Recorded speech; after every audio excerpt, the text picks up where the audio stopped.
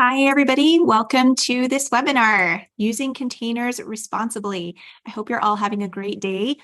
Today in this webinar, we're just going to be discussing a little bit about how you might be using containers, some things that maybe you haven't thought about, some details, some high-level information. But before we get started, let's go ahead and talk about some housekeeping items.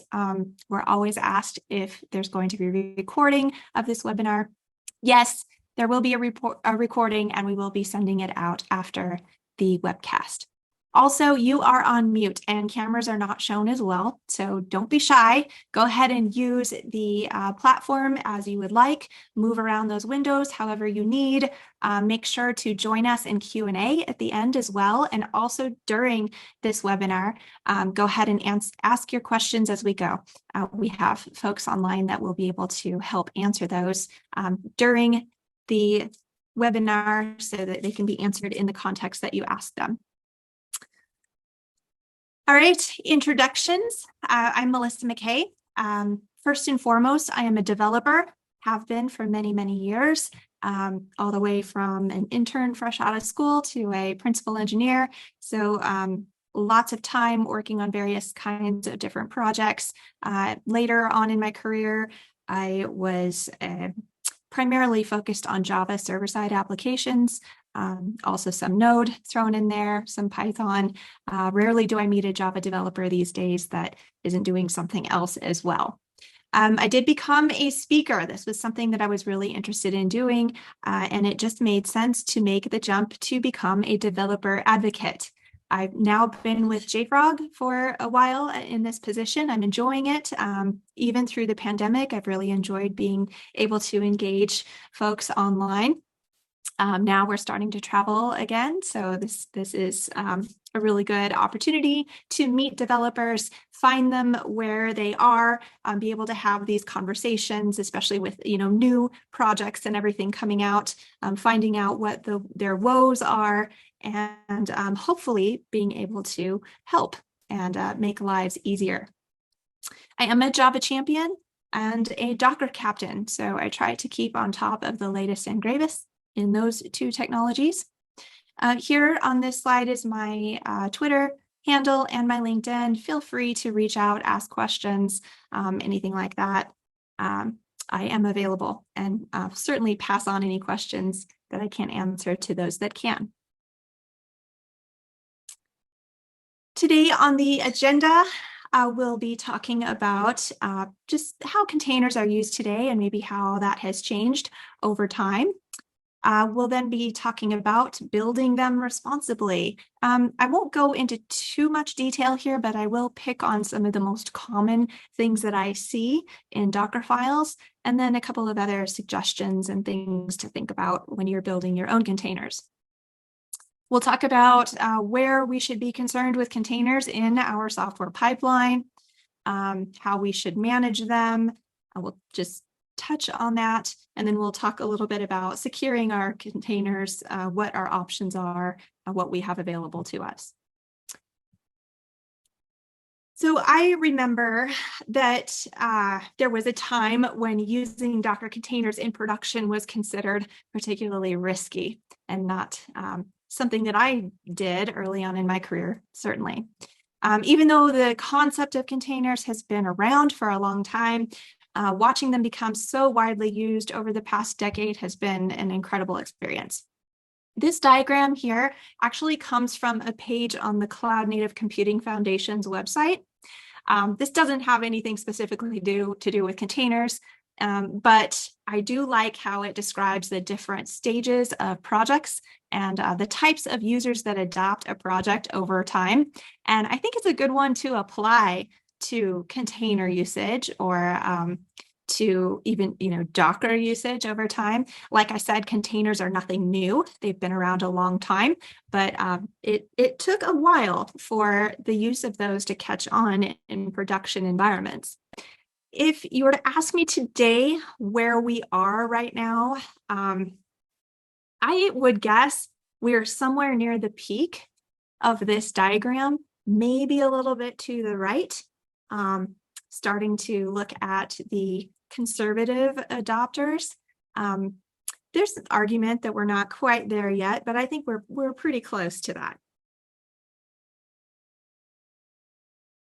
There are some reasons that we can point out, events that have happened in the past, reasons why we've seen this explosion of container usage.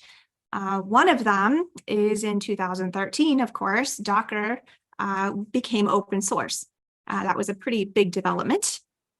In 2015, though, even more happened. In fact, on June 22nd, 2015, the establishment of the Open Container Initiative was announced. And this is an organization that's under the Linux Foundation. It had the goal, still has the goal, of creating open standards for container runtimes and image specification.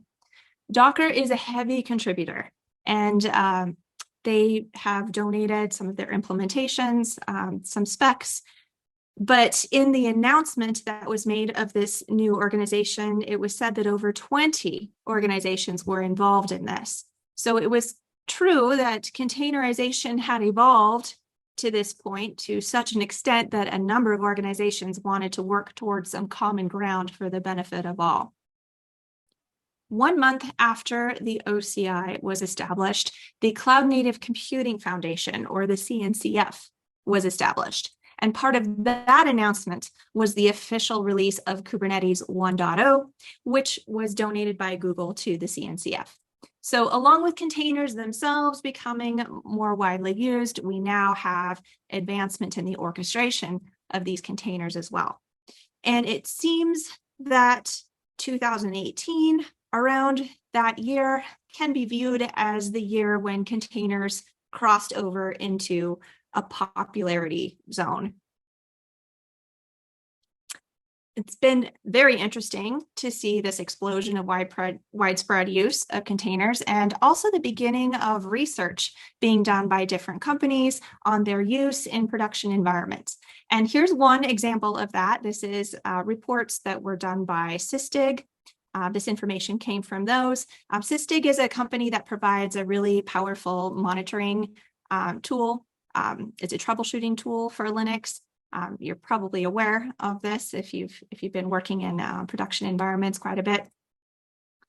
But one thing to note is I went back in time and tried to find, the earliest that made sense to report on. And in 2017, they had a report where they analyzed 45,000 containers. Now, these are all containers that they had access to, obviously containers that were using Sysdig.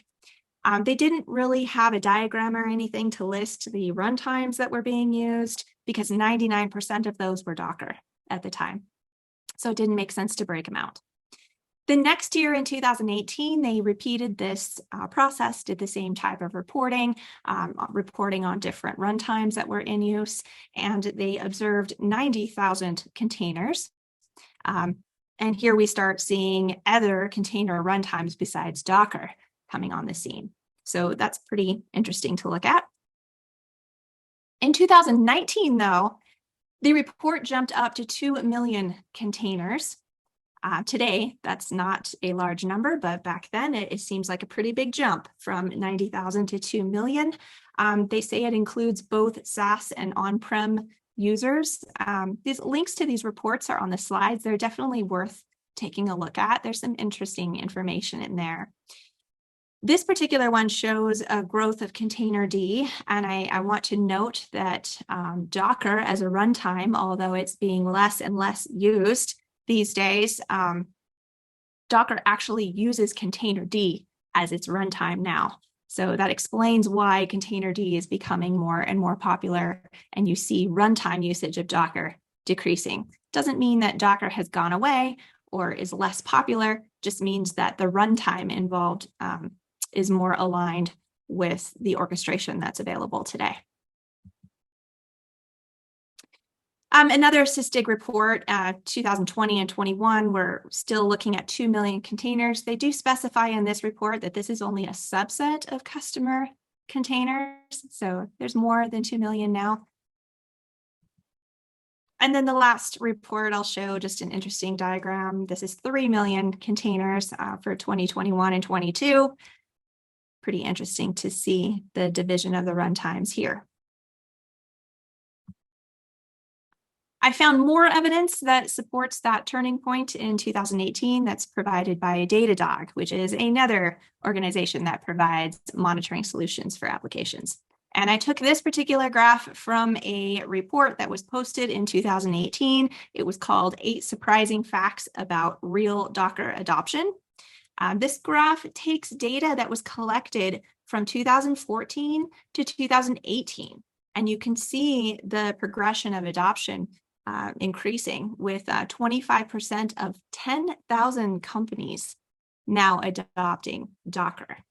Really interesting. Also, in the methodology for this report, they said that data was being taken from 700 million containers.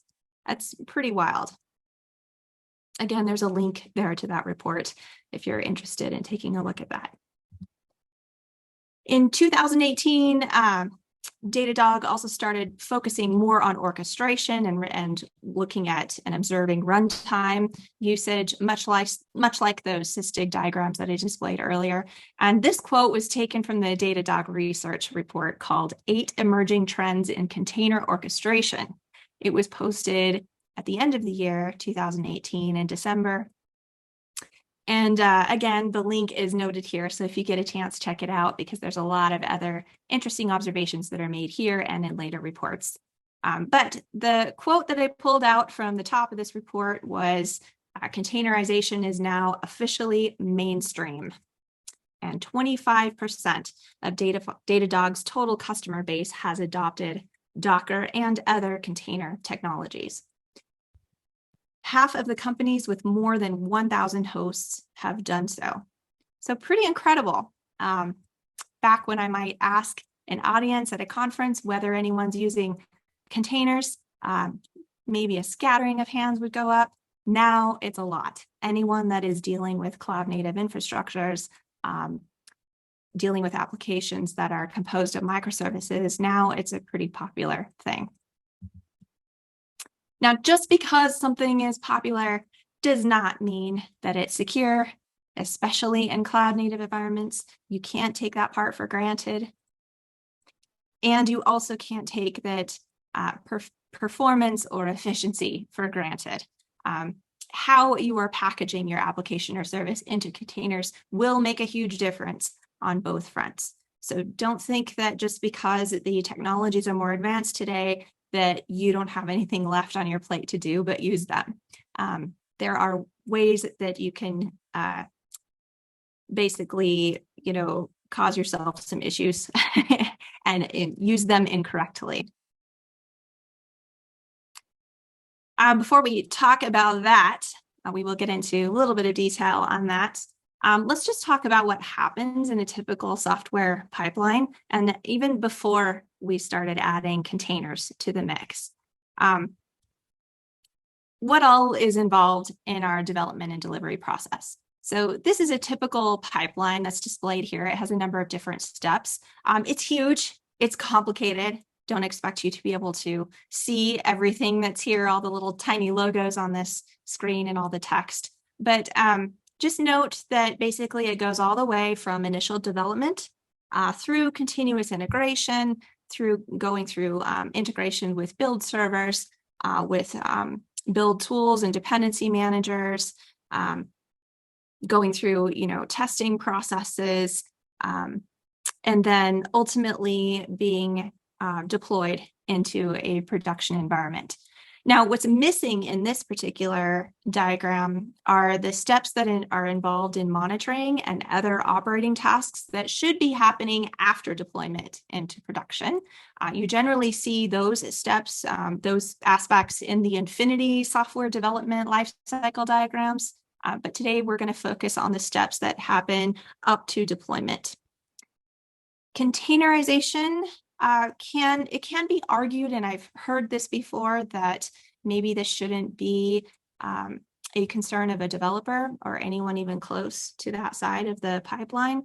But the problem is, for now at least, containerization is often part of the build process.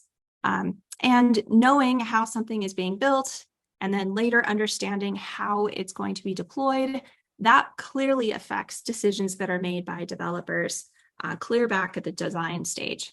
So we've seen this with the advent of containerizing microservices, for example.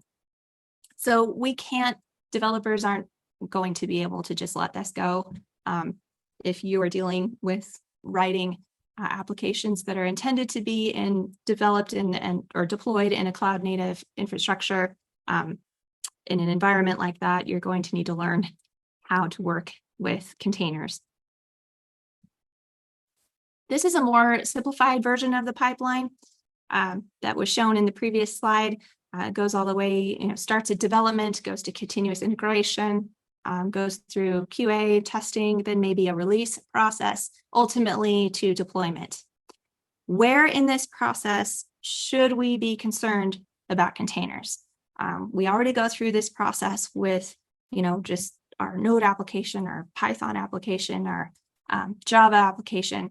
Where do we have to be concerned with containers now? Where does that fit in? And it turns out, like I said, containerization is part of building and part of deploying. And devs need to be able to do those things. In fact, we do those things repeatedly every day when we're working on our projects. So devs design, they code, they build, they test, they troubleshoot, they repeat all of that.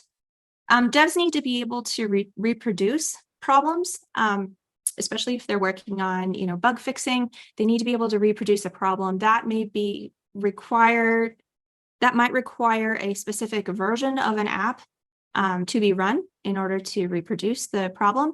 And that's going to be in a container. You want to be consistent with where the problem is being discovered. Being able to dev test or sanity test a bug fix or a new feature even, that might involve deploying to a development environment or even running a container on your local development machine. It makes sense to be able to deploy in pretty much the same way that the application or service would be deployed in a production environment, which would be in a container. So that follows that devs need to understand how to build and run containers. Okay, the continuous integration process. I usually think of just build servers in general. Updates are merged in source control. This is where new artifacts are built. This is where automated unit testing happens. Artifact storage on success of the build and the tests. Alerts are sent and builds fail if it doesn't pass the unit test, things like that. And then that process is repeated over and over again. The artifacts here that are being referred to are not just the libs and the libraries, that are used in the source code of the application. The container image itself is included in this list. The container image is considered an artifact. So we definitely need to be concerned about it here too. Same for QA testing. This artifact and all the other artifacts that are concerned in our application, they're all going to need to be retrieved. We need to provide feature verification. This is where you might run further integration testing. That could be, manual or automated. This is where, when all the tests pass, this is where you might go through a round of promotion of all of these artifacts, which means, staging them, getting them ready for the next step in the pipeline. And then again, repeat. Releasing, this might involve another artifact promotion. You may be creating release bundles at this point. These artifacts, again, are going to be container images along with other artifacts. A release bundle will likely include the container image. And then finally, deployment. Obviously, to deploy something, you need the artifact to deploy. And that is the container image. So clearly, we have plenty of places that we should be concerned about. But in my opinion, most of our security and efficiency concerns with regard to containers really can be addressed near the beginning of the pipeline in the development and in the continuous integration stages. These are the stages that result in artifacts and container images that will potentially move all the way to production. And this is where the container image that will be used to launch our production containers are produced. So it makes sense to focus on these areas.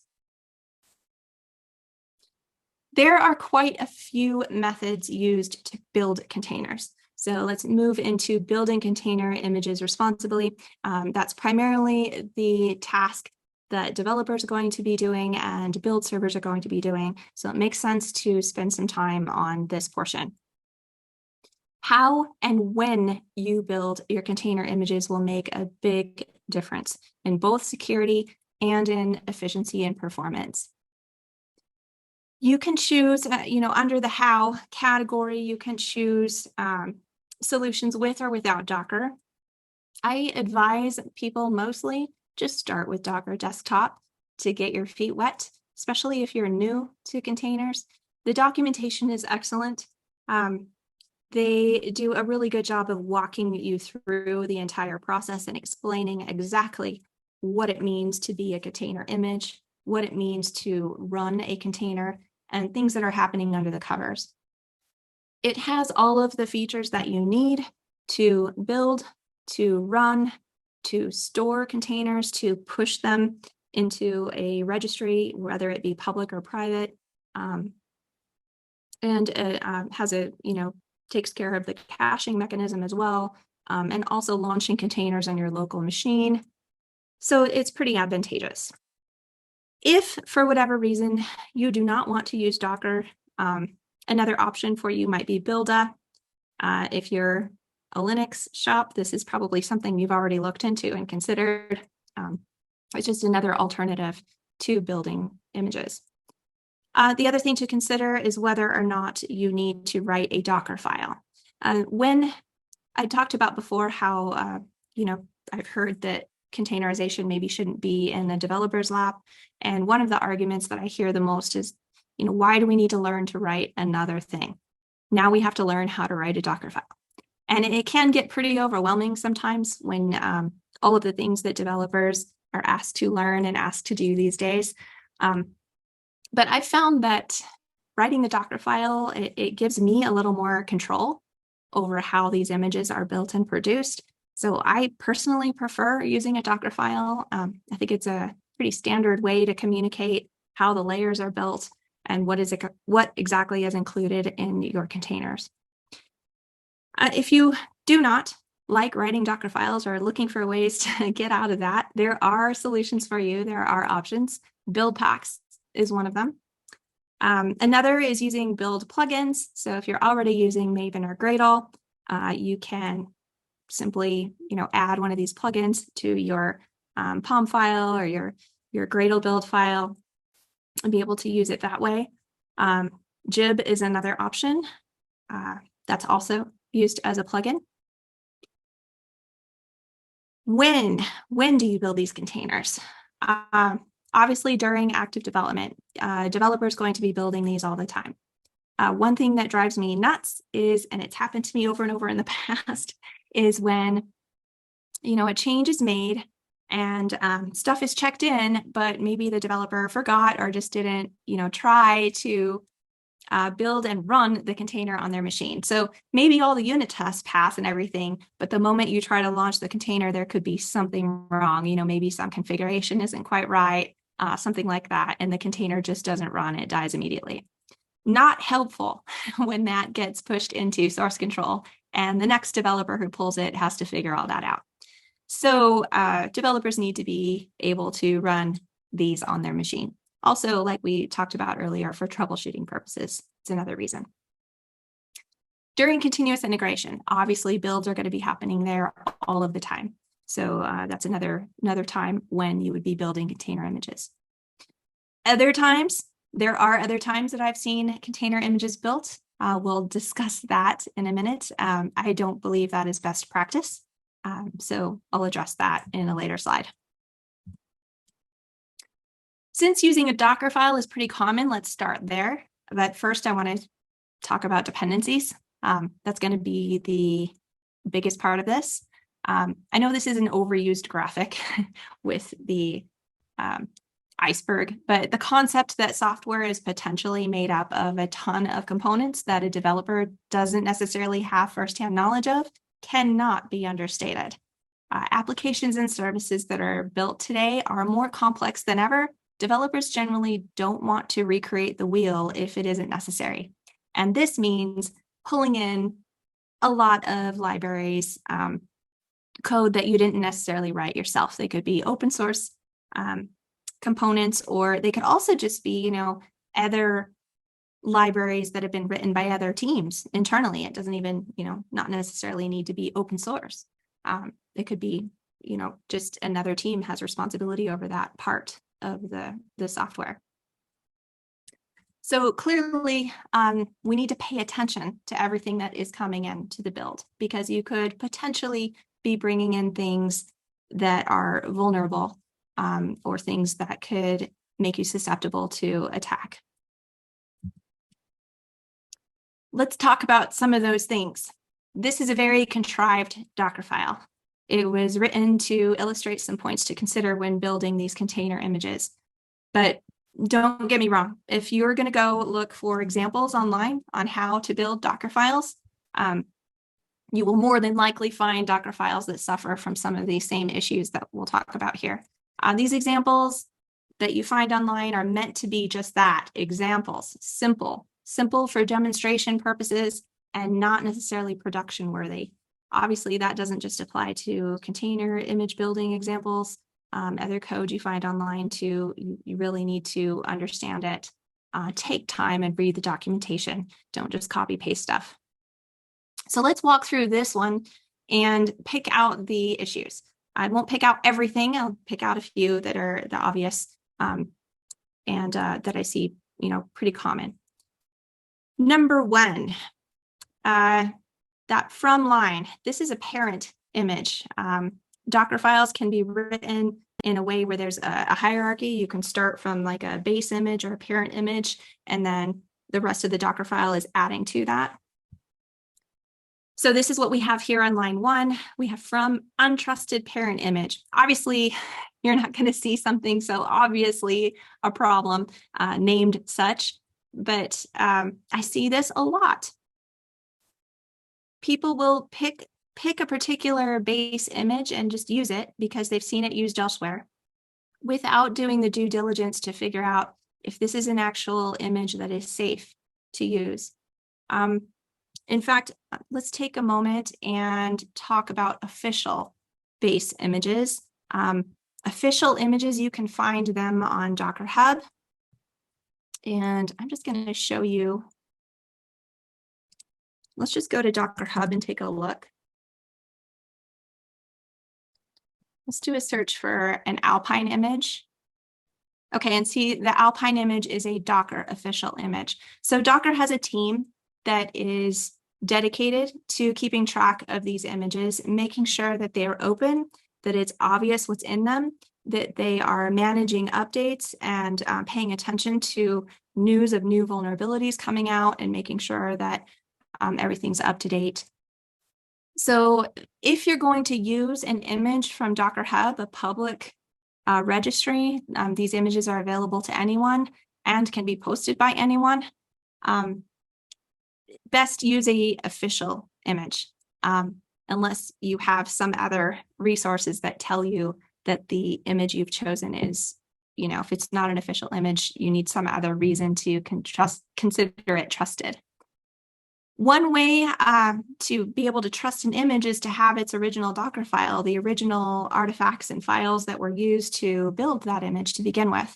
And one way to look at an official image, just pull up a search engine, and if you just search for Docker official images, first you'll get, the documentation link, but go down to the first link that's a GitHub link.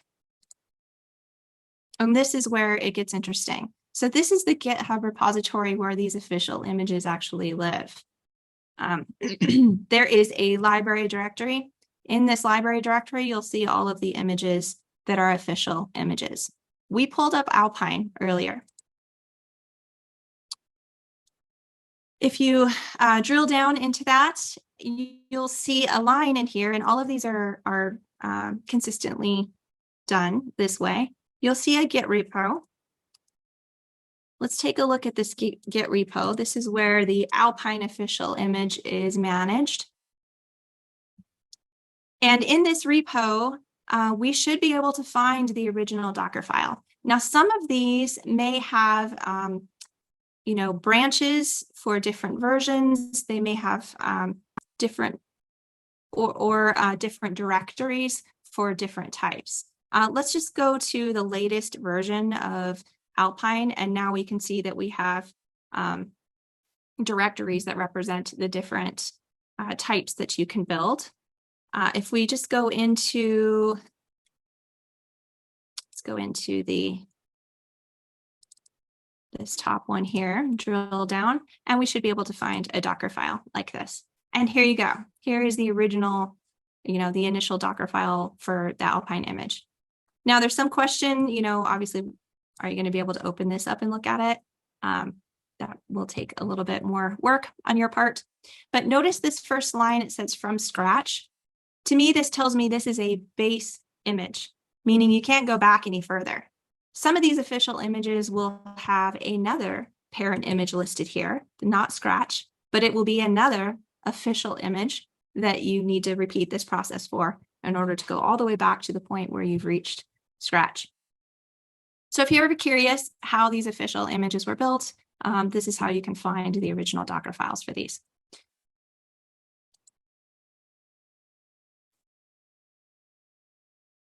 Okay, moving on. All right, lines 2 through 4. The problem with those lines, there's no version specified. So in this example, the parent image didn't have all of the packages necessary that we needed for, whatever it is we're trying to run here. And so some packages were installed. And line 3, we have some package, no version. In line 4, we have an old vulnerable package. It does have a version specified, so there's a little bit more control there, but it's vulnerable, hasn't been updated, and we even know it's vulnerable. So that's pretty shameful. I see this all the time. It's easy to forget that OS packages need to be managed the same way as our libraries and our source code, the packages that we, that are built from those. So make sure that you're always specifying your versions. The reason is because the next time this needs to be built, this image needs to be built, you're not going to get the same image. You'll never get the same image again. You likely will get a newer package since you didn't have the version specified, and that can cause you quite a bit of troubleshooting trauma, especially in your continuous integration process. That's generally where I see this happen, because in continuous integration, you like to build something fresh where there's no cache involved of old packages and resources. So that is an opportunity where you want to be able to build without suffering from those moving parts that can cause things to break, and then it takes a while to figure out what happened. Okay, line 6, this copy statement. This could be an efficiency and performance problem if you have not set up a .gitignore file. You could be copying things you shouldn't. Basically, this is saying copy everything from my working directory into the image. You could be copying secrets. You could be copying local configuration that really shouldn't be in a production environment. You could be copying maybe test files, artifacts or logs that you really shouldn't be putting in a production image. All it's going to do is make it bigger and bulkier. Also, this will increase build time as well. The reason for that is because the more files, when you're doing a build, all of those files need to be sent to the Docker daemon, and then all of those are parsed through. They're all available in order to be used to copy, and in this case, we're copying everything, and then all of those are moved to the image. So just that process of moving all those files, in order to use it as the Docker context, that can cost you a lot of time in your builds, especially in continuous integration where likely you're going to be building repeatedly throughout the day. All right, line 7. I see this a lot too. It really bothers me to see, curl statements, another wget statements, things like that. To me, those indicate an external resource that you don't necessarily have control over. Now, it's one thing if this is being pulled in from like a private repository that you manage, but I've also seen the case where this might be an installation script from another organization, maybe for, a product that, or, something that you're including in your image that you need to use their script to install. A better way would be to bring that script internal and manage it yourself. That way you're not on someone else's timeline of updates, because that script could be updated out from under you. It could be moved out from under you. It could be deleted, and then all of a sudden all of your stuff is failing. So try to avoid lines like number 7. Also, number 7 requires curl. So if you don't already have curl installed, you're going to have to install it in order to even run that line. Lastly, 9. 9 includes an entry point. It's running a start script. That is actually running as a root by default. So you really should obey the principle of least privilege. Let that script only have permissions for what it requires. Give it a, create a group, create a user, and let the script run as that user and group. But running it as root, it better have a really good reason to be doing that. These are just a few problems that I come across frequently in Docker files. It's definitely not an exhaustive list, but it's a good place to start. So best practices, again, use trusted or official parent base images. Don't use bulky parent images. Utilize multi-stage builds. I see Docker files often that might use, might bring in Maven or NPM, something like that. Multi-stage builds are a way to actually do the build in a intro section and then only pull in what you need in a final section, and to keep that image really small. So take some time to look at the documentation for multi-stage builds if you're actually building your software with a Docker file. Specify versions of all packages. Use a .ignore file, get.ignore file. I'm sorry, that's not a .get.ignore file. That should be .docker.ignore file. It is like a get.ignore file, but it's not the same thing. All right, and then making your external resources internal, and then do not run your processes as root.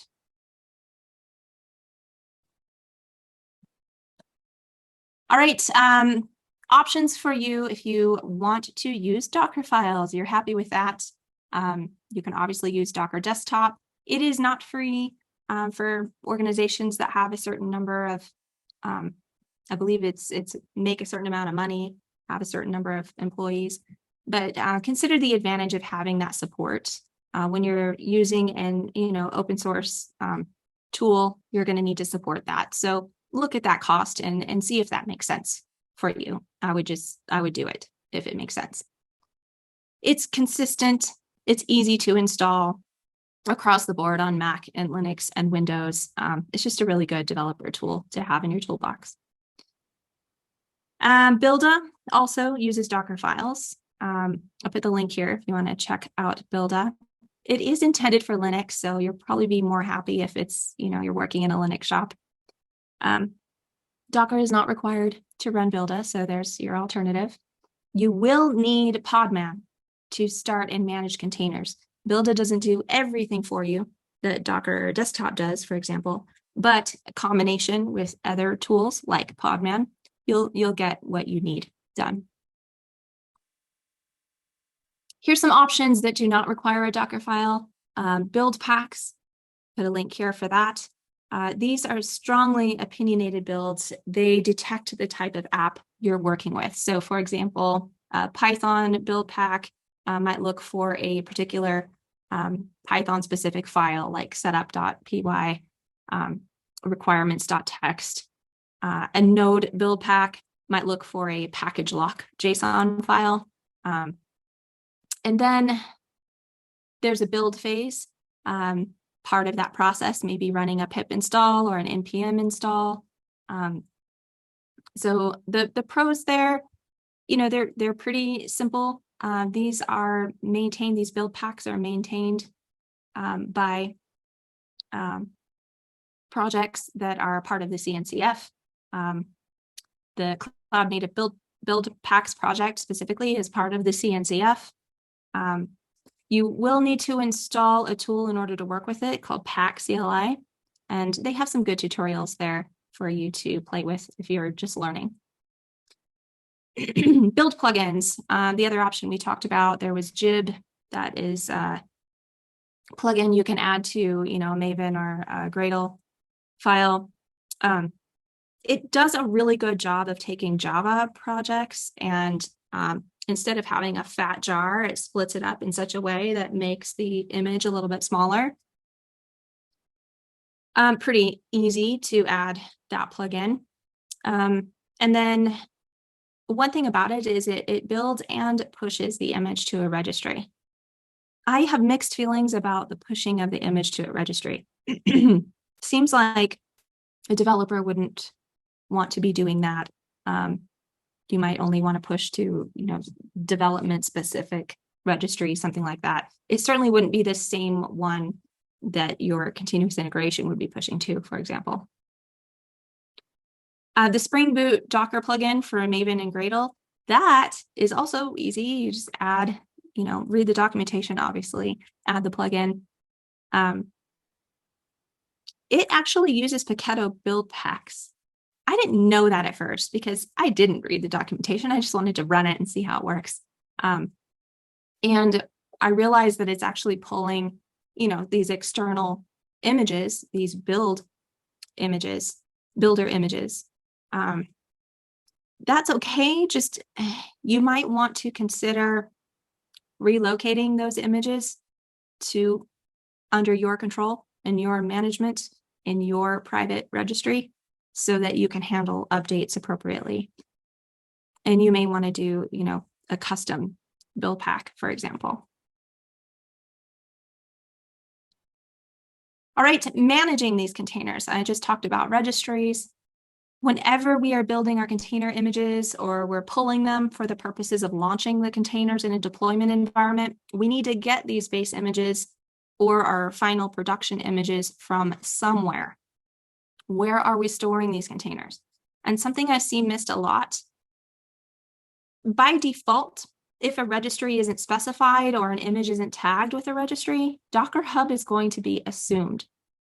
So this line 1 from our previous Docker file that I had up there, we probably want to change that to something, add our private registry there, tag that image, clearly make it a trusted image, not an untrusted image, move it to our registry, and then refer to it as such. One other thing to mention about managing containers, once an image has been built during continuous integration, it should not be rebuilt anywhere along the pipeline. Instead, as that version of container image passes tests and other verification processes, it should be promoted. That means moved or copied to a QA, a staging, and then finally a production registry or repository. This way you can be assured that exactly what was tested is what is getting deployed. Ultimately, let's talk about securing these things now. Ultimately, we want to be able to launch containers from a specified container image and be reasonably confident that the container won't be immediately vulnerable to attack. Obviously, there's additional infrastructure and design concerns here, but one of the easiest and best things that we can do is regularly scan our container images for known vulnerabilities and for new vulnerabilities that are discovered over time. And it used to be that security like this was something that was tacked on at the end, But now there are ways to detect issues earlier in the development process. That includes scanning before checking in, scanning after your CI builds or during your CI builds, during and after testing, scanning your release bundle, scanning periodically or on demand even to get new information. There's a number of different ways that you can utilize JFrog Xray. I've listed several of them here. We have IDE plugins. There's FrogBot for GitHub repos, JFrog Docker Desktop extension. The JFrog CLI also has an API for Xray. And then, of course, the JFrog platform. And I would like to show you, what Docker Desktop scan looks like with the JFrog extension. Here's the extension here. You can add it through this process. You can set it up to connect to an existing environment that you have. You can also it'll give you an option to create a new environment if you don't have one already. This accesses everything I have available to me on my local machine. I'm just going to take one of these here, scan it, and see what comes up.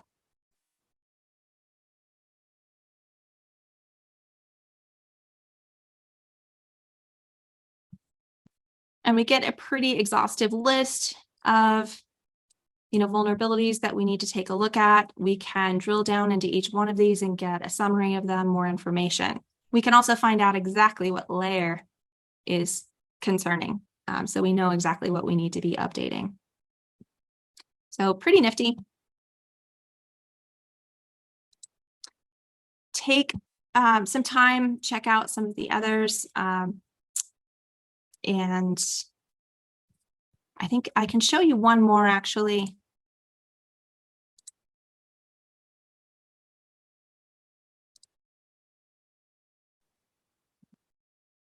Remember my login information. I want to show you what it looks like in the JFrog platform. So if you already have a SaaS version available to you, you can actually go to the packages view, look for any Docker packages available that you're interested in. I'm going to choose this one and just drill down into this version of this hello package. I have some Xray data here. And again, it tells me, more information about all the CVEs. I can drill down into each one of these and find out more information. So lots of stuff I can do here. A lot of this is also, going to be available to you using the JFrog CLI as well. So you can make decisions along your pipeline on what to do without having to use a GUI like this.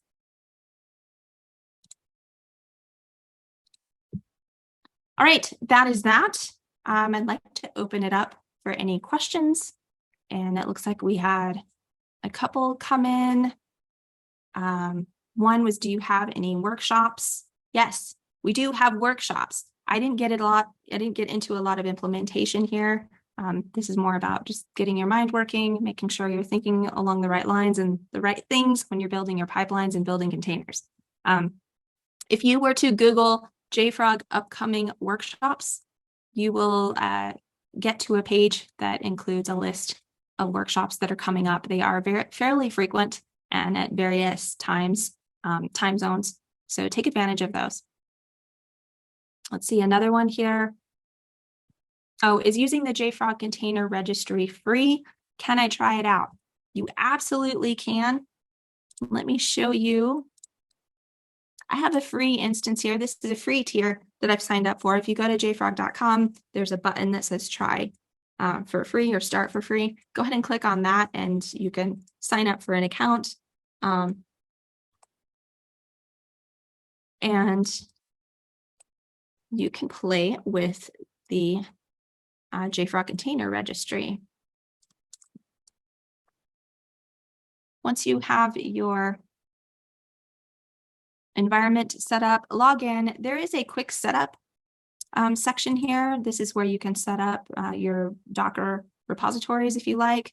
But what I want to point out here is this Learning Center. There's actually a video here on exactly how to do that with Docker. So I would start there and see how far you get, and then refer to documentation after that. All right, next, where can I learn more about JFrog Xray? Where can I try it?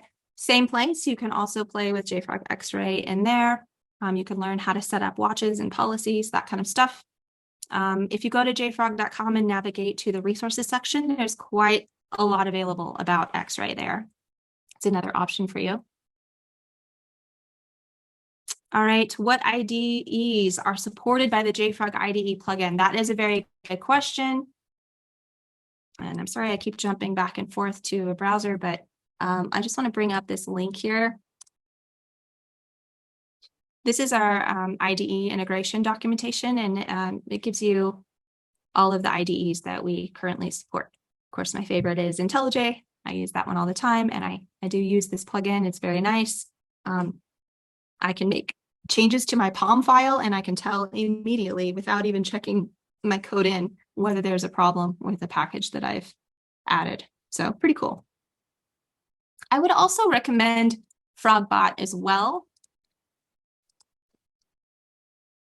That would be a good one, you know, to integrate into your source control if you're using GitHub repositories. Here's the link here. Check that one out if you get a chance. It's pretty cool. All right, I think that's it. That's all we have time for today. Like I said, this webinar recording will be sent to those of you who couldn't make it live today. For the rest of you, thank you for coming. If you have any more questions, we will try and collect those and get back to you. You'll probably get some follow-up information as well. So once again, thank you all for coming, and good luck with working with containers in your pipelines.